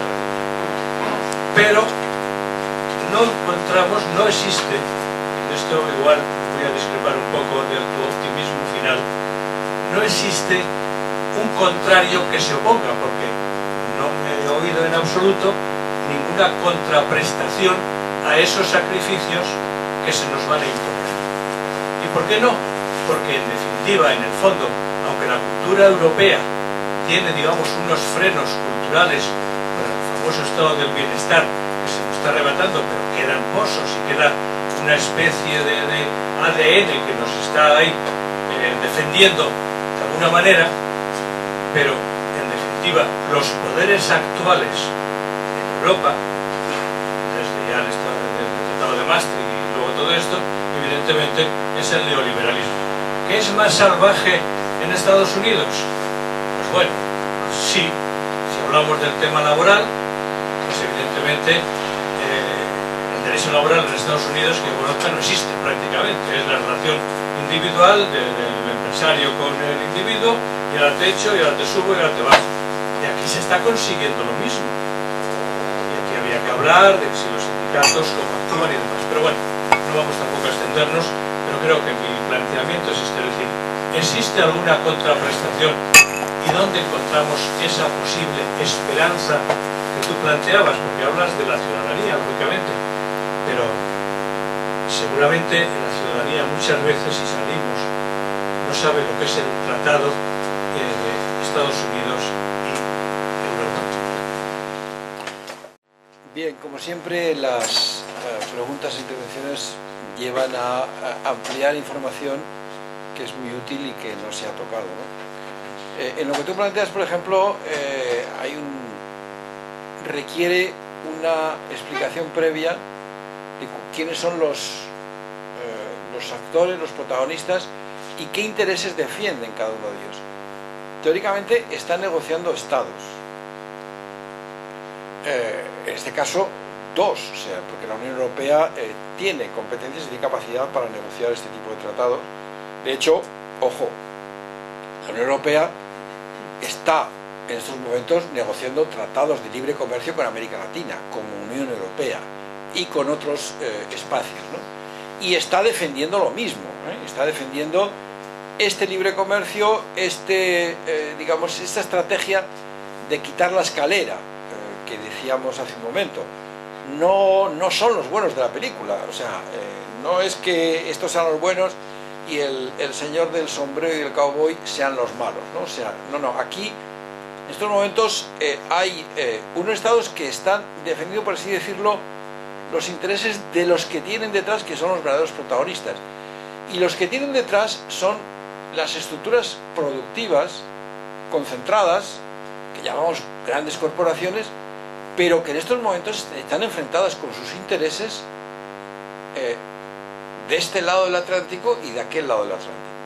Es decir, o sea, en algunos casos, por ejemplo, puede haber acuerdo de que tanto las grandes empresas alemanas o francesas o británicas, incluso españolas, estén absolutamente a favor de esa desregulación.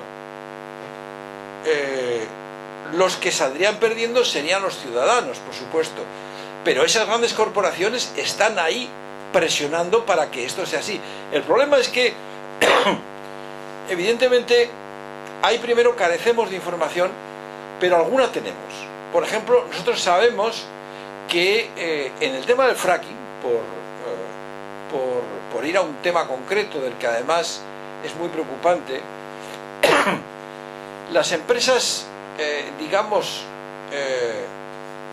europeas no quieren verse relegadas absolutamente cuando se abra el gran negocio del fracking. Es decir, que quien tiene la experiencia, quien tiene el know-how, quien tiene la capacidad en estos momentos, porque llevan 20 años haciendo esta técnica de obtención de energía, ahí en estos momentos me parece, o sea, por la información que tenemos, es una negociación de que en qué condiciones se haría el acuerdo para desarrollar ese negocio. Fijaros que en ese momento hay lo que está jugando los técnicos de la Unión Europea, que están negociando, tiene que ver con los lobbies de las empresas europeas que tienen detrás, de la misma manera que los negociadores estadounidenses están con los lobbies de las empresas norteamericanas, ¿no? Es decir, que ahí es un poquito, por eso tienes toda la razón del mundo para decir, ¿cómo tratado? Si aquí parece que es como una imposición. No, hay negociación, es decir, hay defensa de intereses, pero intereses de grandes corporaciones, no en ningún caso de la ciudadanía. Esto también me lleva a plantear un tema que no ha habido tiempo, pero que ahora mismo lo voy a abordar, ¿no? En estos momentos estamos puliendo un manifiesto de esa plataforma, porque evidentemente toda la plataforma lo primero que tiene que tener es un manifiesto donde se diga. Entonces, dentro de este manifiesto, por ejemplo, bueno, pues aparte de que se dice qué es la plataforma y qué demandas estamos pidiendo, por ejemplo, estamos pidiendo transparencia inmediata, que se hagan públicos los textos de la negociación, no al ISDS, a este mecanismo. Pero hay un tema del que no he hablado, que es el Consejo de Cooperación Regulatoria. Como siempre, son palabras que dichas así no dicen absolutamente nada, ¿no? Que quiere decir que toda regulación de las operaciones comerciales, las condiciones del comercio y el establecimiento de estándares de producción del producto deben estar en manos de órganos y procesos controlados democráticamente, porque ahora no lo están. Ahora están directamente en este Consejo de Cooperación Regulatoria, es estrictamente los técnicos de la Unión Europea y los lobbies de las corporaciones, hasta el punto que hay textos que se han filtrado y que salen directamente de las páginas web de estas corporaciones, es decir, que han sido dictados, ¿no? Entonces, ahí hay unos elementos que son un poco los que nos permiten denunciar el que efectivamente lo que se está es repartiendo el bacalao un poco entre estos intereses de las grandes corporaciones europeas, insisto, que tienen lógicamente su importancia y que son los que nos podrían llevar en un planteamiento absolutamente, digamos, o sea, poco ambicioso, a decir, bueno, de lo malo que salgan beneficiadas las empresas, las corporaciones europeas, ¿no? Es un poco lo que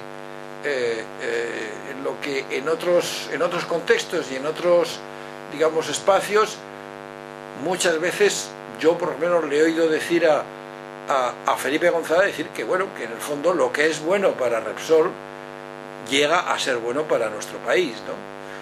Y hay realmente muchos de los que estamos aquí discrepamos absolutamente.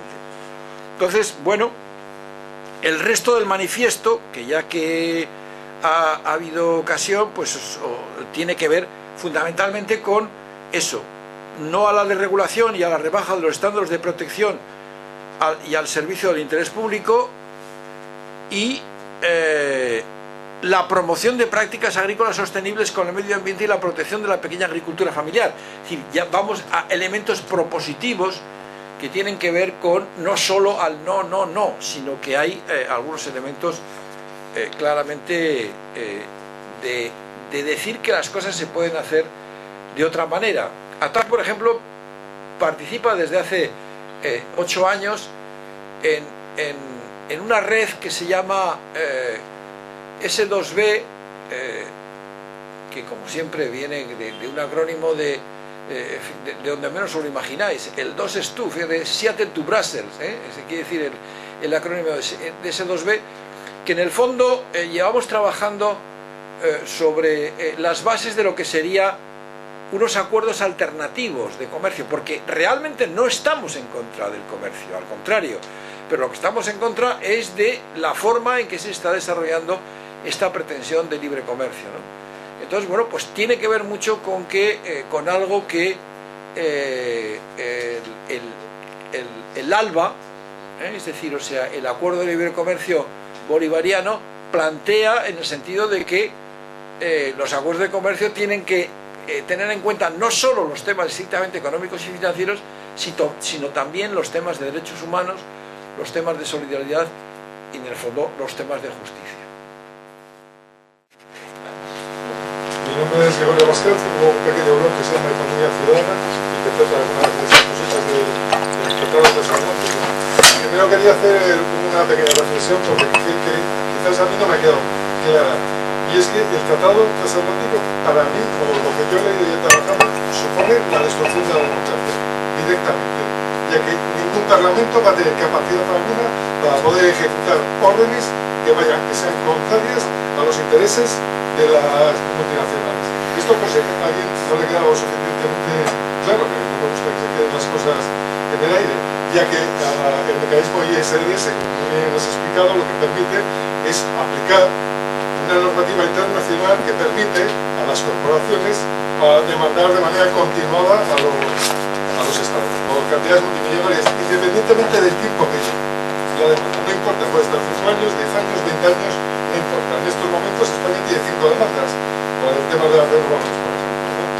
Lo que ha hecho nuestro querido amigo de Vos, Karl de Vos, con su pequeña iniciativa para preguntarnos qué nos parece pues este mecanismo y tal. La primera pregunta que no nos ha hecho, sencillamente, es que tiene que poner primero, ¿usted quiere que este mecanismo se mantenga dentro del Tratado Transatlántico de Comercio? ¿Sí o no? No, de Vos lo que hace es una especie de panegírico, suaviza una serie de cuestiones, pero curiosamente la única que no suaviza es la que corresponde a la banca, porque es la única excepción que existe en todo el mecanismo de mediación, que la banca quedaría exhibida de demanda por parte de los inversores internacionales. Esto es muy curioso y creo que es suficientemente llamativo como para decir, oye, ¿qué pasa aquí? Esto es otra muestra clara de lo que está sucediendo en general en la política española y en los tratados de libre comercio. Y también quisiera hacer hincapié, porque no se ha hablado de ello, creo que es de vital importancia, del Tratado de Servicios. Trade y Service, que está negociando en estos momentos la Unión Europea, Estados Unidos y 28 países más.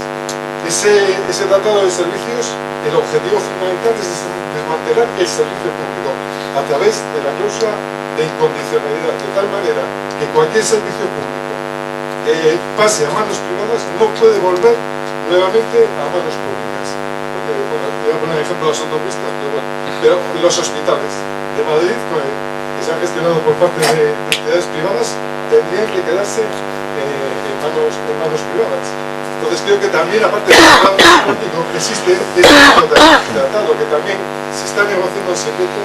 No solo se negocia en la Unión Europea y en Estados Unidos, sino que se hace en Ginebra y a espaldas de todos nosotros, y que va a tener unas consecuencias garrafales, porque si antes podíamos decir que la democracia prácticamente queda anulada con el Tratado Transatlántico, sin lugar a duda el TISA lo que va a hacer es dar la puntilla final para inhabilitar completamente a los parlamentos y la capacidad ciudadana de poder hacer algo frente a las normativas.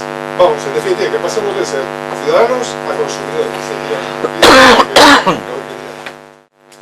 Bueno, yo te agradezco muy sinceramente tu intervención. O sea, vamos, yo creo que por el discurso que tienes y por la información que manejas, es verdad que no he hecho hincapié suficiente, de hecho lo he hecho mención al TISA, efectivamente, que está un poco en uno de los temas que estaba aquí para tocar, pero que te agradezco que lo saques, y de esa forma tan clara que has hablado de que esto atenta a la democracia, ¿no? O sea, son dos aspectos que son fundamentales y que lo que pasa es que, bueno, son un poco también técnicas un poco de acercarnos a los temas, ¿no? O sea, esto es muy gordo lo que planteas y es verdad, es así, pero lo que pasa es que a mí me cuesta un poco empezar un poco diciendo que esto, bueno, lo que hace es sencillamente tabla rasa sobre lo que nosotros consideramos hoy que es esta democracia de tan baja calidad que tenemos en cualquier caso, pero que es lo que tenemos. Yo lo que te animo es un poco a que te acerques a la plataforma y que formes parte de ella, o sea, aportando información y ayudándonos a sensibilizar. O sea, qué mejor que desde este título de tu blog, ¿no? Economía Ciudadana, que es lo que realmente estamos tratando de desarrollar, porque muchos de estos temas, los dos que estamos aquí en toda esta mesa somos economistas y sabemos que muchas veces son temas tan espesos que hacen que, bueno, pues la gente, como en el periódico, ¿no? En cuanto llega el color salmón lo pasa rápido porque realmente no interesa, o sea, no es tema que ni entiendo ni sé, cuando en realidad efectivamente se está jugando en estos momentos a ese nivel nuestra vida, o sea, nuestra calidad de vida y nuestra democracia. O sea que gracias. ¿Más preguntas? Bueno, son las 9:30 ya. Sí. Bueno, pues si no hay más preguntas, entonces levantamos el campamento. Yo Sí. insistiría un poquito en el tema de de que además tú lo vas a llevar. No, quiere decir que levantamos el campamento con respecto a tu intervención. Voy a hacer dos precisiones. Una es que, reitero lo que ya has dicho, además por ahí ya me están apuntando que lo diga, es que hay una hojita ahí al fondo en el que podéis poner los correos electrónicos si queréis seguir recibiendo la información de todas aquellas cosas y actividades que nosotros vayamos haciendo. Además de colgaremos algunos de los documentos. Elisa lo tengo aquí ahora mismo, por ejemplo, se puede enviar al que quiera leer una valoración sobre lo que se ha hecho hace un tiempo, etcétera. Y la otra cuestión es a la que Ricardo no quería dejar pasar la oportunidad, que nos había hecho un reto, que es que tenemos que poner en marcha un poco la plataforma. Es una cosa que ya estaba un poco en marcha. De hecho, algunas de las invitaciones que se habían hecho para este acto ya se comentaba esto, de que después del acto pues ya seguiríamos hablando para crear una plataforma en Vizcaya, en Euskadi, en donde sea, al respecto, para precisamente extender toda esta preocupación que todos tenemos y para que se lleve a la ciudadanía. Yo insisto que me parece que es muy difícil porque no recuerdo tu nombre, perdóname, Gregorio, que ha hecho la modificación en el blog que tiene, etcétera, pero es verdad que la gente entiende, la gran mayoría de la gente no es que desconozca el tratado o desconozca todo esto, sino es que incluso de lo que sabe entiende que es que le beneficia, porque es que el discurso dominante es que esto va a ser bueno, como bien ha apuntado Ricardo, ha apuntado que va a crecer el PIB. Por cierto, con respecto al PIB se podría hablar de que desde el Río más 20 se decía que se iban a utilizar otro tipo de indicadores porque el PIB no respondía realmente a este tipo de cuestiones. Bueno, en fin, pero eso también se ha quedado todo ahí. Entonces, todo este tipo de cuestiones la gente las interpreta como que eso que ellos deciden es beneficioso para nosotros. Eso es lo que es verdaderamente preocupante. Es decir, y la verdadera dificultad, que es trasladar todo este tipo de mensaje, que no es que sea especialmente catastrofista, que lo es, pero es trasladar este tipo de opiniones a la gente y que la gente lo interprete. Esa es un poco la cuestión. Y por supuesto la plataforma está en marcha y todo lo que aquí estéis, apuntaros en la famosa lista de correo, porque a través de ella haremos llegar la información y seguiremos un poco articulando todo este tipo de capacidad de respuesta en la medida en que seamos capaces, claro. Gracias por estar aquí. Gracias por